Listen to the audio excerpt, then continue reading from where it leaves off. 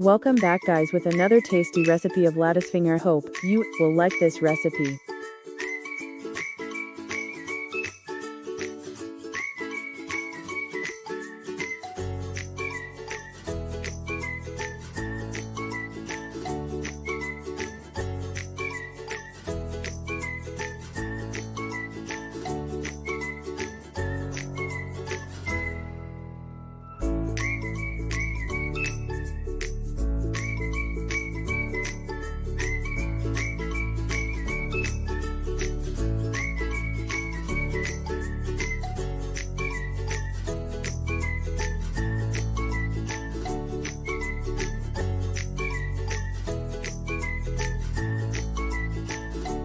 Make sure to like, share and follow. Thanks for watching.